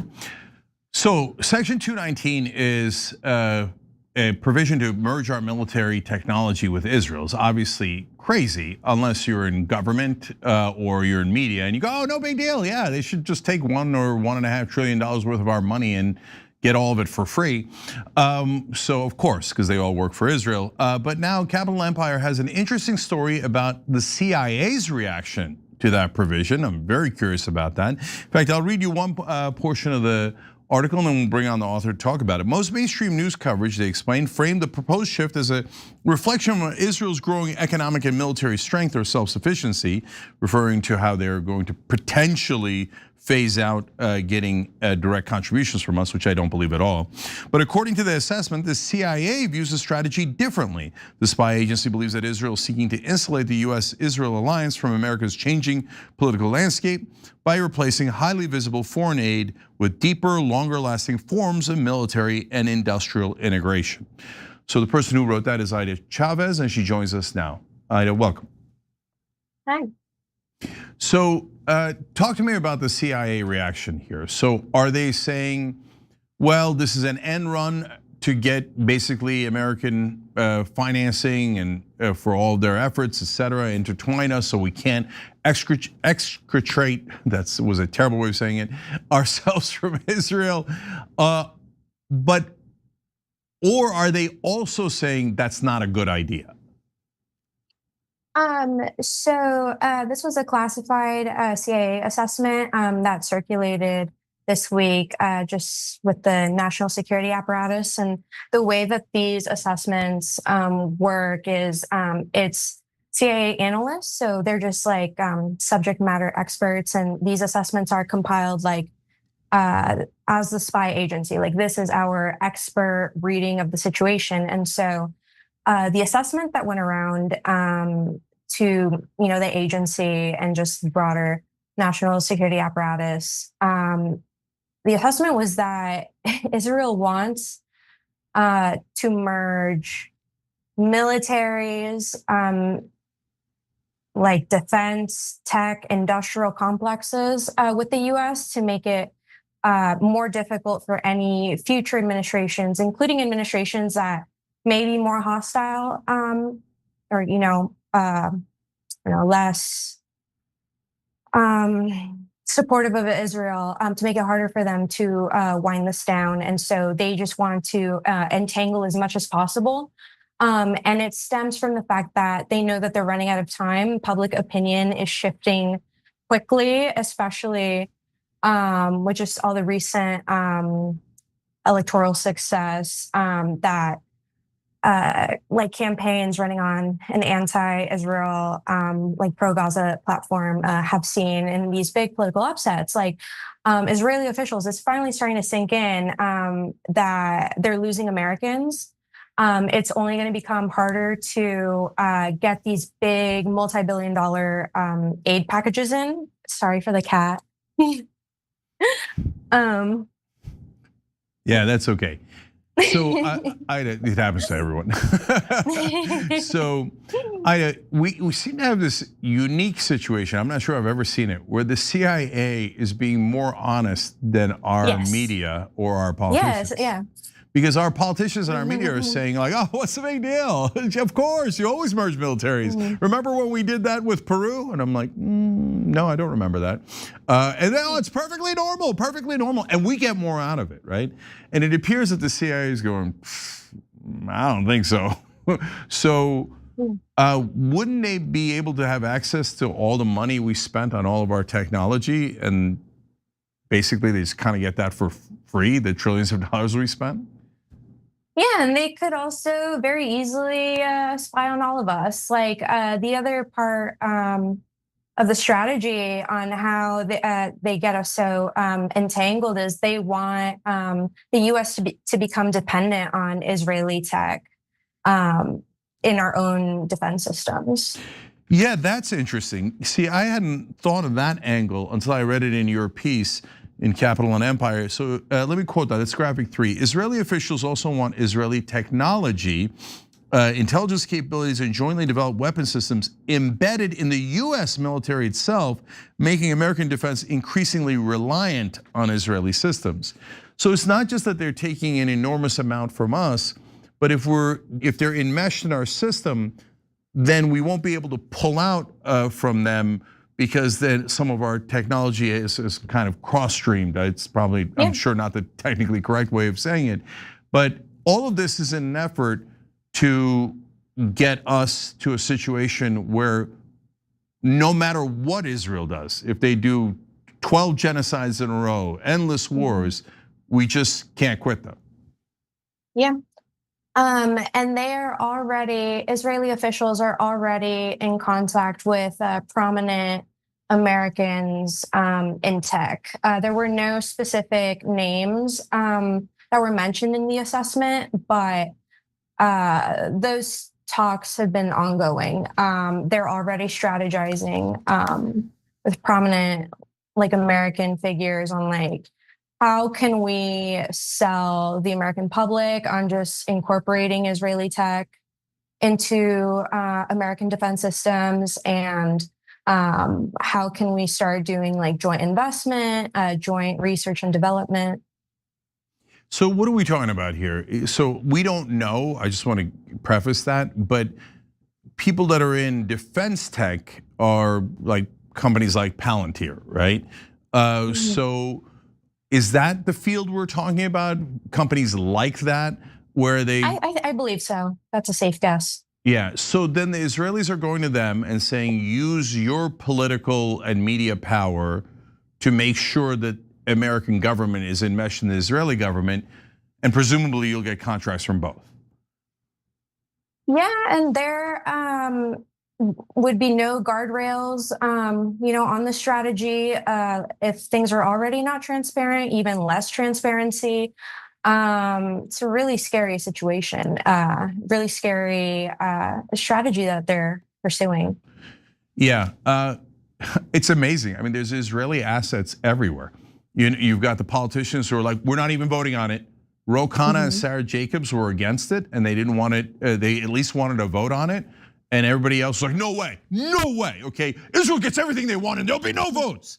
Well, then you're an Israeli asset. You're not an American representative. And then now you got the tech companies that are Israeli assets potentially. By the way, again, this is not like wild conspiracy thinking. That's the CIA telling us. Yeah. And finally, of course, Israeli assets in the media. Let me show you a quick clip from Ben Shapiro. Prime Minister, will that drawing down of foreign aid from the United States to Israel be compensated by the? I think that in honor of Lindsey Graham, we should pass that NDAA. We should pass the National Defense Authorization Act. We should radically revise our supply lines. We need to radically increase our production of things like Patriots and THAADs. We need to really network with allies who are fighting on the front lines of civilization, like Ukraine, like Israel. Because again, those people have military tech that we're going to need. We are finding out new things about how technology works on the battlefield every single day from the war in Ukraine. We found that out in the war in Iran, the war in Gaza. And Lindsey Graham knew that. He understood it. And it's a lesson that I think a lot of people would do well to heed. Well, so Ben Shapiro there says there's two reasons why we should enmesh our military with Israel's. One, Lindsey Graham wanted it. Now, it's not the Israelis wanted it. He doesn't care about that at all. It's just that Lindsey Graham, in honor of this beloved senator, we should do it. And second of all, we gain so much from it. And the Israelis are so good with technology. And let me ask you a question. If we needed technology of Israel or France or Holland or wherever, couldn't we just buy it? Yeah, absolutely. Problem solved. Okay. They make it sound like it's like magical. And then, no, we wouldn't want to make money off of it. No, our companies never do that, right? No, no. The only way we can get it is if we enmesh so that we get $1 trillion of your money every year. Anyways, so that's the media. But last one is actually going back to Netanyahu, because he seems to have admitted exactly what the CIA is saying. So it's not like it took rocket scientists to figure this out. But let's show you the clip. Prime Minister, will that drawing down of foreign aid from the United States to Israel be compensated by the proposal to have a merging of some sort between our Pentagon and your military? Yeah, I'm calling it from aid to partnership. So we take away the money that is given to Israel, which is one part, but the other part is we co-invest in equal measures in the new technologies that are needed to give our military and your military the advantage. So there are some unbelievable projects. So we invest jointly and take the fruits equally. You move from aid to partnership, and I think that represents what Israel is. And remember, the other thing is that we share with America unbelievable intelligence to save American life. General Keegan has said that when he was working in American intelligence, what Israel was giving the United States was worth, he said, 5 CIAs. Okay, a couple of lies and a funny true statement in there. So, we're done with aid. No, he asked for 10 more years of aid. For the Israelis, they're like, what? I mean, you owe us money forever. We're only asking for 10 more years. And by the way, when that comes up, we'll ask for 10 more years and 100 more years. So they're not giving up the aid at all. That is a 100% lie. Second of all, he says we're going to invest in equal measures. No, they're not. They're going to put in a nickel and we're going to put in $1 trillion. It's an utter lie. But the one part that was true is he said, we give America unbelievable intelligence. It's true. You should never believe the intelligence the Israelis give us because it's been wrong every single time. Wrong, accidentally. So that leads me to the last two questions here, Ida. So number one, they say, oh, but we're going to give you great intelligence, so don't worry. But the intelligence we've gotten from them has been, the Iranians can't close the Strait of Hormuz. Their regime will collapse immediately. Iraq has weapons of mass destruction. So isn't that a second disadvantage to this deal, that our systems are going to be infiltrated with nonsense, totally wrong information from the Israelis?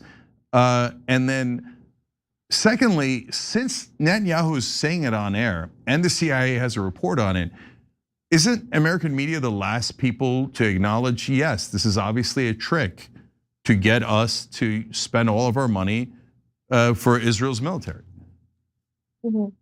Yeah, on the first question, that's right. Not sure if a lot of Americans know that there's actually part of why there's some extra anti-Israel sentiment in agencies like the CIA is because like Mossad is just kind of known as incompetent.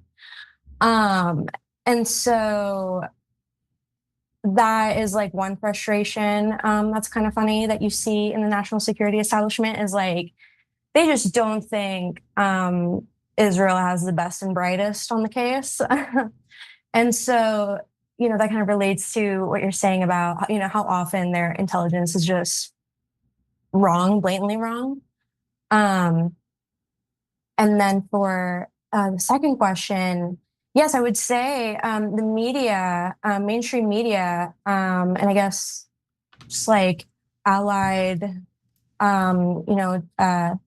Democratic and Republican officials are kind of like the last people and institutions to really acknowledge reality. And I think one of the things that's so concerning about like this assessment that I reported on is the strategy, it's kind of smart by shifting away from those direct votes on aid, which are becoming more and more politically contentious and just difficult to do.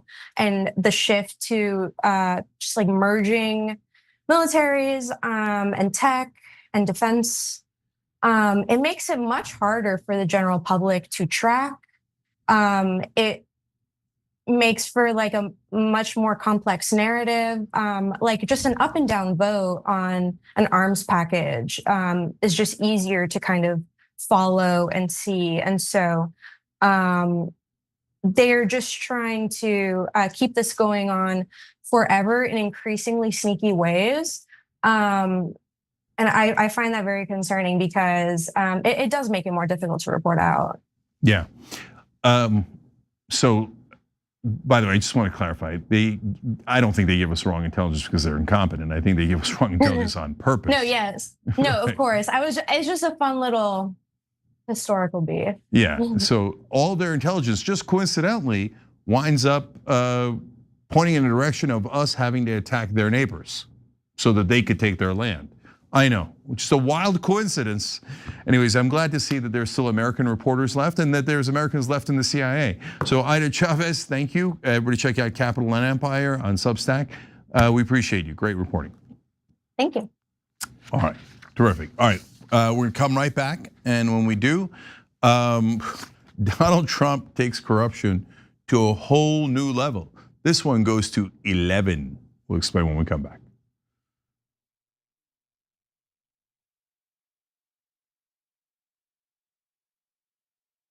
I don't care if you're Christian. In fact, I will fight for you to have your religious liberty and practice your Christianity. I believe in that.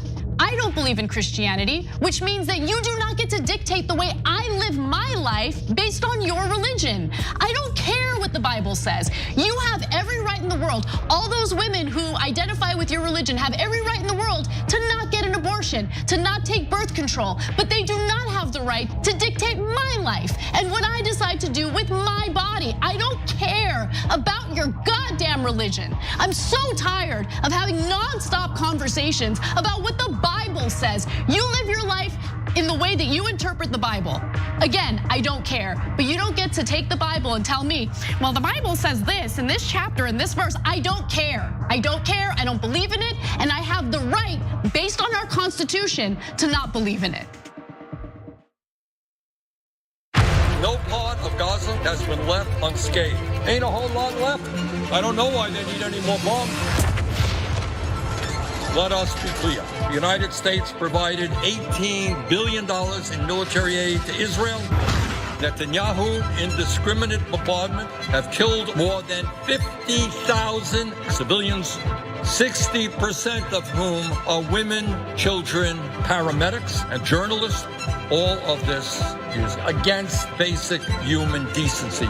You don't starve children with absolutely no humanitarian aid getting into Gaza. It is a war crime. It is illegal for the United States government to provide Israel with more offensive weapons. History will not forgive us.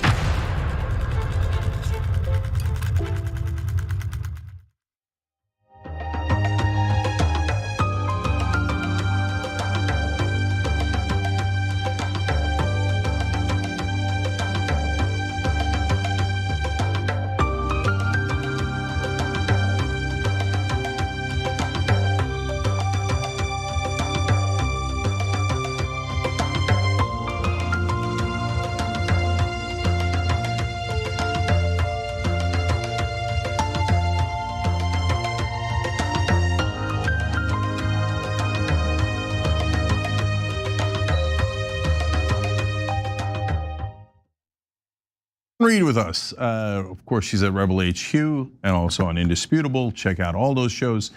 All right, so Sharon, I'm gonna jump right into the next story. So it turns out every night Donald Trump demands an update. Is it on the war? Well, that would make sense. No, it turns out, no, it's not on the war. On the economy, right? Immigration, no. On how much money that they're shaking down corporate bosses for. And the person that he talks to every night, his nickname for her is the Princess of Darkness. Boy, is that the appropriate name for this story. So Sharon's gonna tell us all about how this corruption works and how much they've raised and how they did it. So Sharon, give us the facts. It's fascinating. He's quite disciplined in this area, Cenk. According to the Wall Street Journal, Donald Trump calls his fundraiser Meredith O'Rourke almost every night, like clockwork, asking who gave, who didn't, telling her to ask for more. For some donors, the ask is 5 million. For others, it's 50. And she has a simple pitch. She's got it down packed. It's this. This is very important to the president. The boss wants his money, she'll go on to say. So Trump calls her, as Cenk said, the Prince of Darkness because she is such a killer with donors, if you will. The checks are rolling in as the reporting suggests. SoftBank put 50 million toward Trump's library. Apple gave roughly 25 million for his ballroom. Microsoft 10, Amazon 5, Meta recently dropped another $10 million on a Trump-aligned committee. All told, more than $800 million since he took office.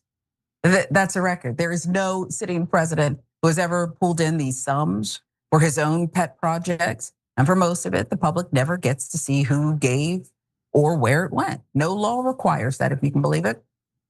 Spokesperson for Trump says he, quote, can't be bought. But look at the timeline here. We'll go through it. Tobacco executives met Trump in May, got promises on vaping and the FDA. It kicked in millions shortly after. FDA lifted restrictions on flavored vapes and its chief was gone. Then there's Lockheed. They gave millions tied to the 250th anniversary. In June, the Pentagon handed them a contract worth up to $35 billion. That's weeks later. Lockheed then agreed to pay for Trump's new White House helipad. It's just so transactional. Donation, favorable ruling, contract, one company. Chairman put it plainly this way: give the money and you're on a list, don't, and you are crossed off the list.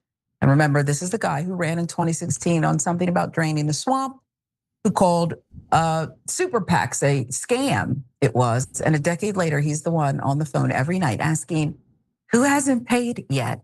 It is remarkable, as I said, Cenk, the discipline is real here. You can't take it with you, but then I guess I never did understand this level of greed. What say you? Yeah, so it reads just like the mafia, right? The boss wants his money. He wants a cut, okay? If you're gonna get the $35 billion contract, I need a $5 million helipad, and I need money to the ballroom. The boss wants to dance with the ladies, okay? You're gonna have to give it to us. So there's a donation before, there's the donation after, and sometimes, as the article explained, that donor will donate and then they'll get a phone call from Trump, which is like a part of how this works. Okay, now you get to ask the mob boss for a favor, right? But then when they get on the phone with Trump, he asks them for even more money because it's a shakedown, right? And he's like, I run the place, and if you want these government contracts, whether you earned them or you didn't, whether they're good for the American people or not, you're gonna have to kiss the ring and give me my bag of money, okay? And so, yeah, I mean, drain the swamp was hilarious. And a lot of people have caught on to that, but some still haven't. I mean, if this ain't corruption, what is? So, and then the other part of it, Sharon, that you alluded to there, but I wanted to emphasize is, if you didn't notice, one of the donors not only got whatever they wanted from the FDA, that was the tobacco companies who were like, oh, the vaping for the kids, it's hurting them. Shut up. Who cares about American kids? Look at Epstein. You think we care about American kids? No, sell them dangerous products. And Trump's like, where's the money, huh? Oh, you gotta give me the money? Okay, fine. Who's this? Give the vapes to the kids, okay? And then on top of that, though, they're like, the FDA chief, we don't like that he was honest. That's it. Get rid of him, okay? We're done with him now. Okay, hey, where's my new money? I got rid of that honest son of a bitch. I threw him into the swamp. So is this what you voted for if you're a Trump voter? And you're telling me that if Biden did this, that you wouldn't be enraged? Come on, come on. So if anyone who's being honest and paying attention realizes that Donald Trump was a con man, he's been a con man from day one. He was never gonna drain the swamp, he was gonna fill the swamp. He was never gonna end the wars, he was gonna create even more endless wars in the Middle East as he's done now. He's lied about every single thing, and it's always been about only one guy, Donald Trump. Yeah, I watched him in a, sit around that long table at Camp David today with all of his minions around him, his cabinet members, talking about how that fund for the J6ers has nothing to do with him. Everything always has something to do with him. And as remarkable as the Wall Street Journal's reporting was on this mob-like transactional relationship he has with his princess of darkness, the losers is what is also very interesting here, because the people who don't capitulate are punished. They get nothing and then they get punished some more. And perhaps we don't know all about those losers. Some of them probably don't even exist anymore, or their companies. It's just remarkable. It's remarkable that this kind of detail is out there, and he's still at it. He's still in the chair. Yeah, so last two things on it, Sharon. So it isn't just like the helipad that he wanted, and of course, in a different context, Qatar gave him a $400 million jet. The Israeli family, the Adelsons, gave him over $300 million for his campaigns. But it's also personal money, right? Now he's probably going to keep the jet anyway. But on top of that, last year he made $1.4 billion in his crypto company. What does his crypto company do? Nobody knows.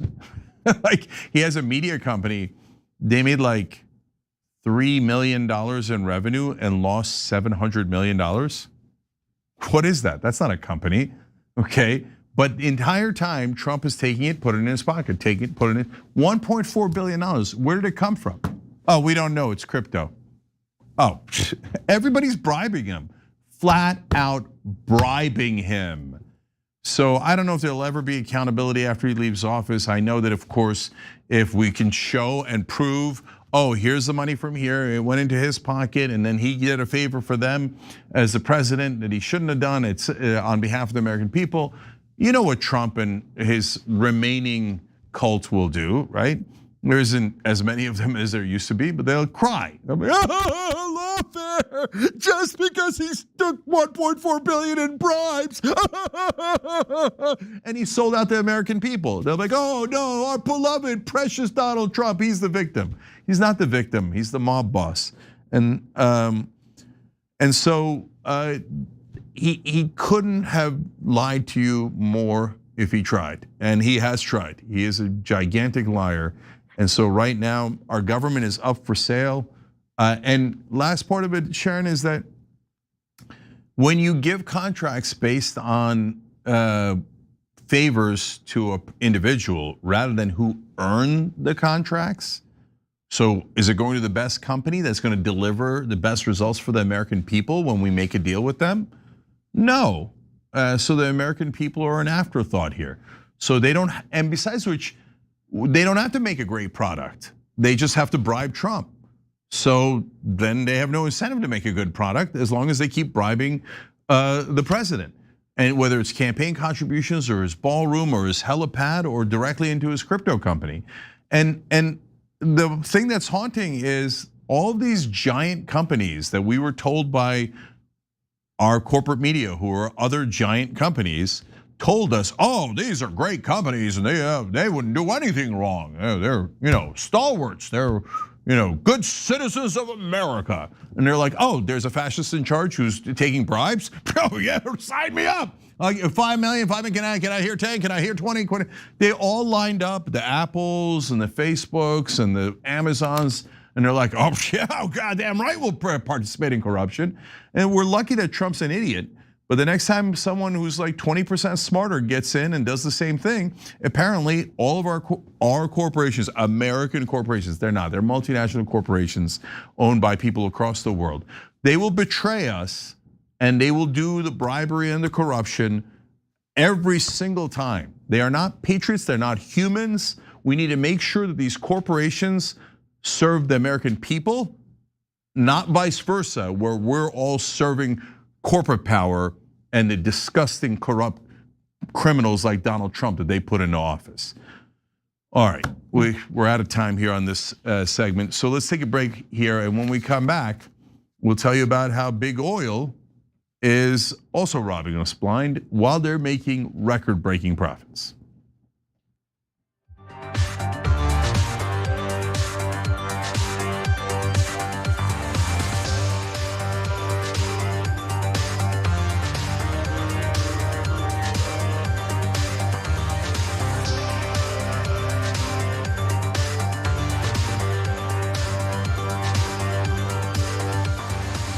All right, on Twitch, Green New Dealer Dragon says Israel gets all the representation without any taxation. Benjamin writes in on tyt.com, Sharon.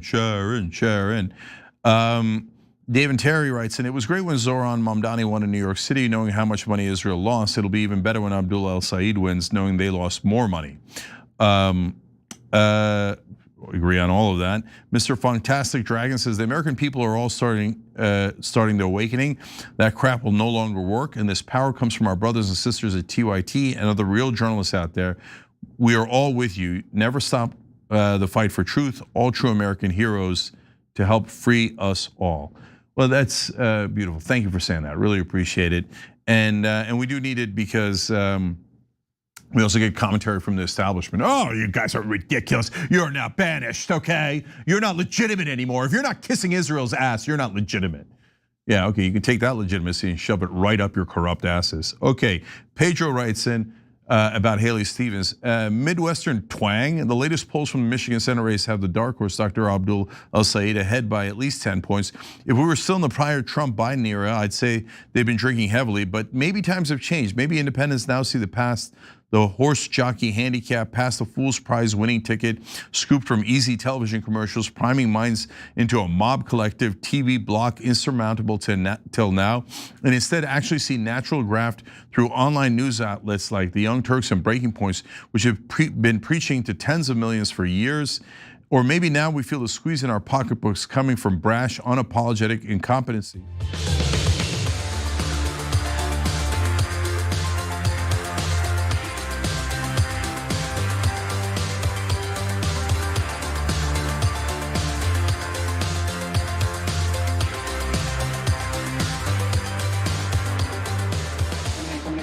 All right, back on TYT Jenkins, sharing with you guys. I was just during the commercial break. If you're a member through tyt.com/join, I read your comments and we interact.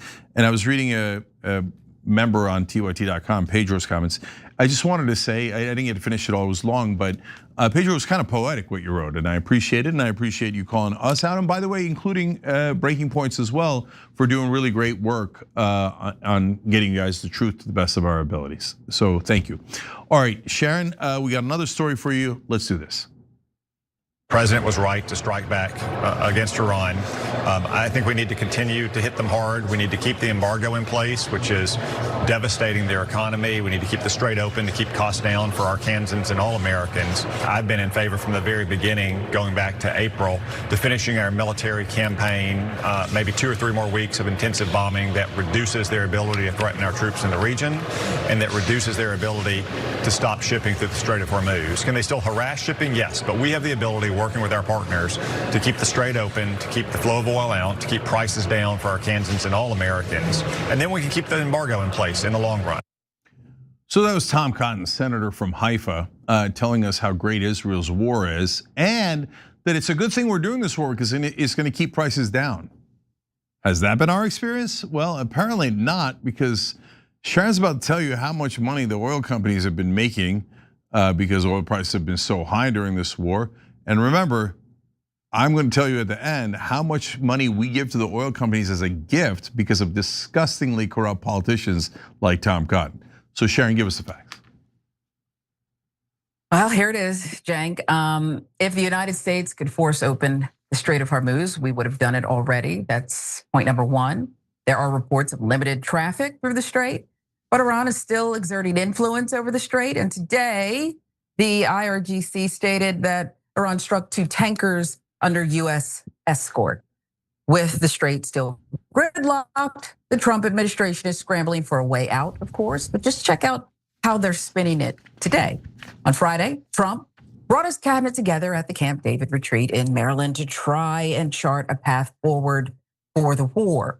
White House Press Secretary Caroline Leavitt said at a briefing last week that the cabinet meeting would be, quote, a lot of fun and something different for the cabinet to experience together.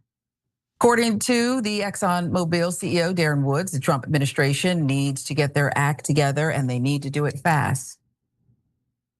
In the long term, that resource in the region has to get to market. The strait has to open up. It is the main artery of supply for the world that powers economic growth everywhere. And so eventually those barrels are going to have to flow. And the only question is how long will it take to get to some resolution here so that the strait opens up and that production can come back on in the Middle East. But I think, medium to long term, the world needs that resource. And I think governments will find a way to make sure that resource is available to the world. Sounds like they're struggling. They can barely get by. There's not much time left. We should dwell on ExxonMobil for a little longer, though, because they've been making money hand over fist.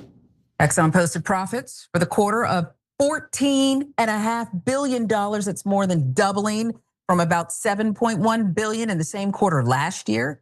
CNBC with the reporting. Just one quarter. That's just 3 months, $14.5 billion. And if you think that's a lot of money, wait until you hear how Chevron's doing. Well, let's see. Their net income in quarter 2 of 2026 soared to $12 billion, a nearly 400% increase compared to $2.5 billion in the same period last year. It is just remarkable, disgusting, and that they are on television giving the rest of us any kind of financial advice or a State of the Union, if you will, about how their companies are doing and that they're getting away with it, Jane. This is incredible. War is really good for them. This is great. Yeah, so first of all, I want people to realize this is per quarter. So for the year, Chevron's gonna make about 50 billion, not in revenue, which would already be a shocking number, in profit, 50 billion in profit. ExxonMobil is going to make about 60 billion in profit for the year. So if these quarterly numbers hold. So that is a shocking amount of money. Now, if there was no war and they didn't push for the war and hey, look, things happen and they want their company and they're not doing anything wrong and they made this spectacular profit. Okay, that's capitalism, no problem, right? But did you know how much money the oil companies get from us as a gift on top? Okay, well, let me tell you. Oil Change International explains the fossil fuel industry is set to receive $34.8 billion in handouts every year, over $4 billion of which were added by Trump and Republicans this year. These handouts have more than doubled since 2017, the last time Oil Change International studied the issue. What? They're making 60 billion, 50 billion a piece in profits, and then they're taking money out of our pockets. A subsidy is American taxpayers going, here, ExxonMobil, Chevron, I don't need this money. I'm good. I'm not having any trouble with my rent or food or vacation or anything, affording a house. I got 3 houses, don't worry about it. Here, take my money because you're not making enough. Do they need 61 billion in profit? What is this? Well, this is a robbery. So they continue to explain fossil fuel companies who spend millions every year to rig our political system in their favor. That's true. Receive a 30,000% return on investment in the forms of tax breaks, direct appropriations, cheap access to public lands, and other handouts from the federal government. So they spend millions of dollars donating to people like Donald Trump. If you remember on the campaign trail in 2024, Trump said in a public event, hey, oil companies, why don't you give me $1 billion in campaign contributions? Now, they didn't give anywhere near that amount, but they gave tens of millions of dollars. That used to be called bribery, but now our Supreme Court says, no, that is just a human being whose first name is Exxon and whose last name is Mobil having a conversation with another person, and it has no harm at all. And it doesn't affect what they get back at all. Oh, they happen to get back $35 billion and 30,000% return on investment. Well, golly gee, that's just a coincidence. And of course, the only people who could believe such a ridiculous fantasy are deeply corrupt Supreme Court justices, deeply corrupt politicians, and deeply corrupt national media who all go along with this fiction. The reality, Sharon, is this is a robbery. Absolute highway robbery in the middle of record profits because of a war that was started by both the oil company lobby, the defense contractor lobby, and of course the Israeli lobby. We now, on top of their record profits, have to give them $35 billion out of our pockets. Yeah, and even though the numbers have doubled since 2017, the truth is that this is happening across party lines, across administrations. This is just what we're doing. In some ways, believe it or not, I actually thank Donald Trump for being so ugly and loud with it, because maybe more people pay attention and there'll be something that we can do about it. Finally, it doesn't have to continue this way, but it is sick when Americans have to go to emergency rooms because you cut a few health subsidies because we can't afford that, but we can afford to give these people who are already shaking us down this amount of money consistently. It is, I wish there was another word I could think of instead of just stick up, robbery, shakedown. I mean, it's just gross. Yeah, but no one on cable news has been able to piece it together. New York Times, Washington Post are like, I wonder why they're getting 35 billion in subsidies. I bet it's because they're barely surviving. And if the American people didn't help them, these poor disadvantaged companies would go out of business. And then what would we do? I mean, this is just insanity. Our system is open bribery, open auction. It's disgustingly corrupt, and they continue to rob us every single day. So vote out all the bums. If you think your incumbent's a good guy, look, there's a couple left like Ro Khanna and a couple of others. But if you just generically believe the media that your congressman is fighting for you, that's a joke. 95% of Congress people, including very, very likely your congressperson, it doesn't matter which party they're in, they're crooks. And their job is to rob you and to give it to their donors. And that's what they've done with the oil companies on a grand scale. All right, so from one, that's bad news. Now let's go to some good news. So the Iran war was going to go easy, and that's what I was told by a bunch of right-wing influencers. Trump knows what he's doing. He's gonna get in and get out. This is not gonna be a prolonged war in the Middle East. It's not gonna affect prices at all. It did? What are we gonna do now? So here comes more MAGA civil war, because even some of the most enthusiastic cheerleaders for Donald Trump's war are starting to put their pom-poms away and take off their skirts. Sharon, tell us all about it. Well, they are changing their outfits in war. When the Iran war first started, Cenk, it was met with a flurry, as you said, support from MAGA diehards.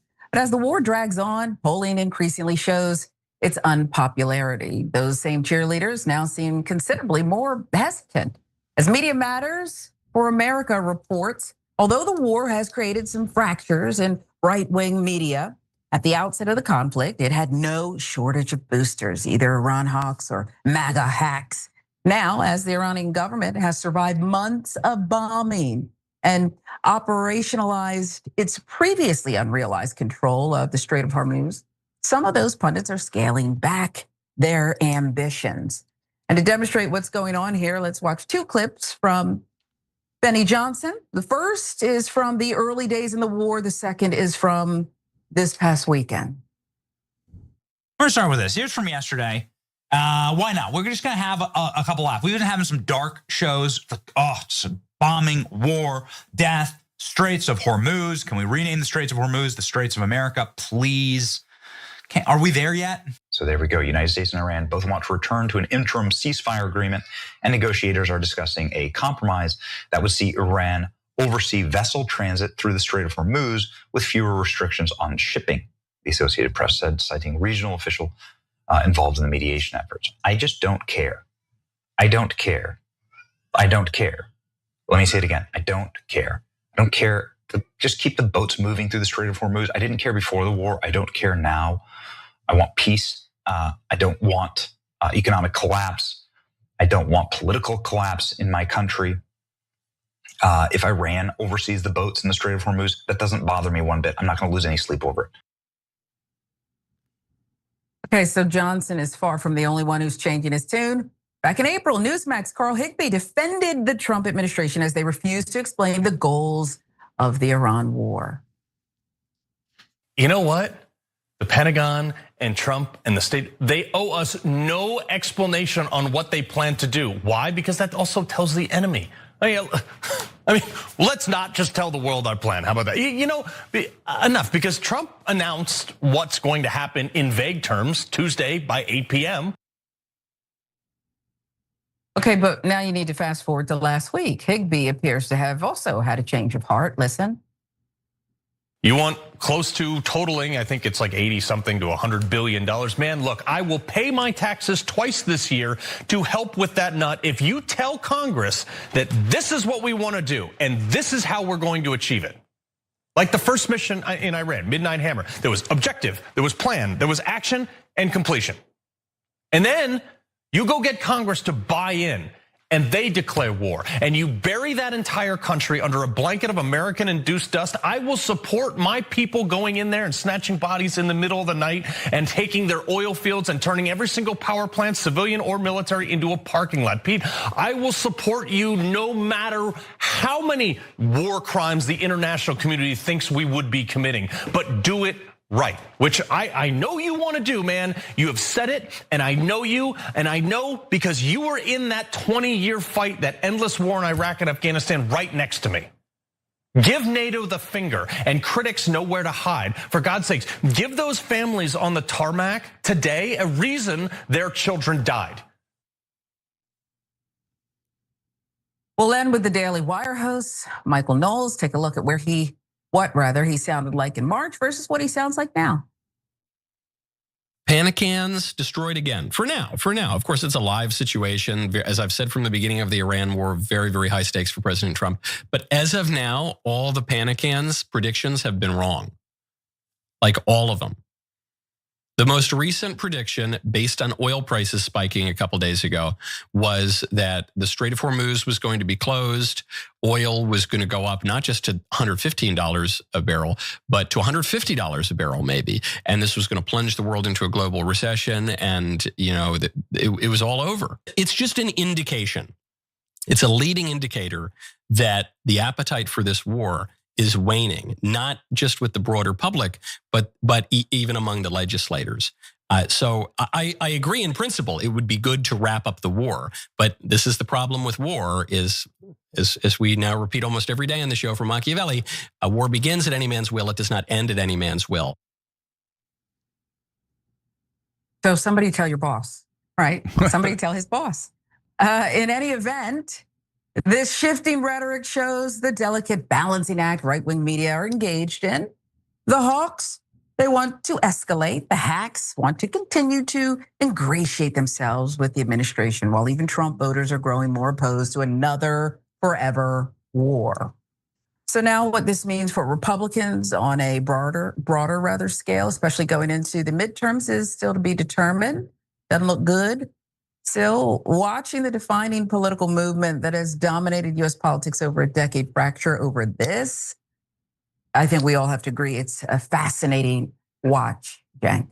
Yeah, so this goes deeper than earlier rounds of the MAGA Civil War. So I'm gonna explain why in a second, but first, I just have to have some fun with all those comments there. Higbee was like, we don't need no stinking plan. If you tell a plan, then the enemy knows. You don't want the enemy to know. Now he's like, well, you gotta tell us what you're doing.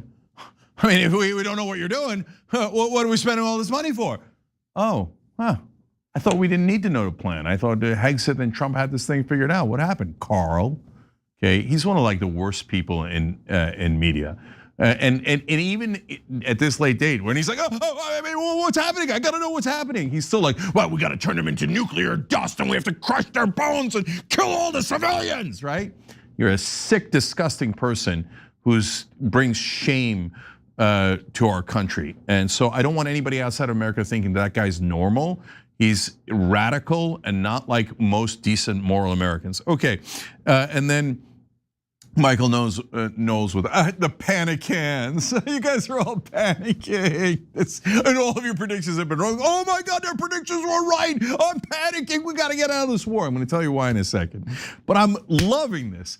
And then Benny Johnson like, yeah, man, let's go to the wire. It's gonna be fun. Trump told me to tell you that it's awesome, and Israel told me to tell you it's awesome. Now he's like, I don't care. We have to leave right away. You know what? Iran charging a toll. I'm okay. Iran didn't control the Strait of Hormuz before the war, so he's now okay with a position that is worse off than when we started. We've accomplished absolutely nothing in Iran, and he's saying let's leave without accomplishing anything, without worrying about their nuclear program, and let them charge a toll in the Strait of Hormuz. Is he a panic can? It's starting to sound like that's beyond my position. Okay, now do you want to know why? Because of what Benny said there. They're worried about economic collapse, which we're all worried about, and they know it as well as we do. The only people not telling you about it are the people in the media, and they're like, oh yeah, well, the war is not going well, blah, blah, blah, blah, blah, blah, blah, right? But they're not telling you, hey, if this war for Israel continues, then oil is gonna go past 100 and it's gonna go to 120, and inflation is already rising. So that we just got the inflation numbers, they're bad. The Federal Reserve didn't raise interest rates, so that's going to keep inflation going up. If the war continues or goes to another level, oh boy, it is going to be a disaster. But that's not what they care about. They screw over the American people all the time, right? No, he's worried about the second collapse, the political collapse that he mentioned. Because this is now way deeper than the original rebellion. The original rebellion was by people that were generally independents and some portion of MAGA that still had an open mind. And as we told you, they were not in a cult, and all of those guys already rebelled and left, right? So they're now polling for Trump with independents is at -51.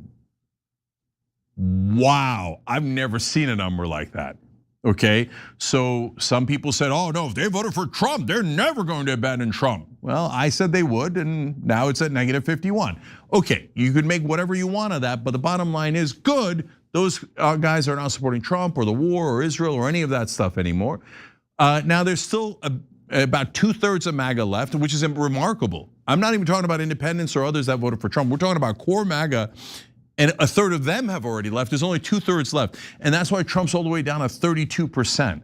And so 2/3 of MAGA is still like, I know I'm paying more for gas and I can't afford anything, but my love for Trump is greater than my love for myself or my family. Okay, whatever, dude. But now these guys, Knowles, Benny Johnson, Carl Higbee, etc., are propagandists. They're not supposed to break at all. Their job is to do propaganda for Donald Trump. So why are they breaking? Because what's happening, Sharon, is that the numbers that they're seeing for the Republican Party in the midterms are devastating. So what these guys are super panicked about is that they're gonna get wiped out and then they're gonna lose power. And they use that power not just on behalf of Israel, but on behalf of oil companies. They get $35 billion in subsidies, big pharma. All of the corrupt donors that these guys represent are going to get harmed if Trump and the Republicans get slaughtered in elections. And that's why it's gone as deep as the paid propagandists that you just saw, also Laura Ingraham on Fox News, also Mike Johnson starting to say maybe we should inch out of the room. And Israel is his #1 lifetime donor.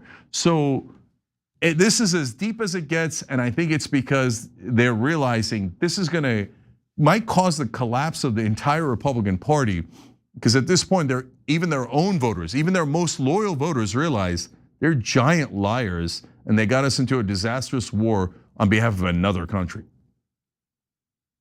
So wait, if they're this low, how much time does the Republican Party have left? I mean, when does the bottom really pull out and this thing ends and we can kind of inch back, reclaim some of what was stolen from us?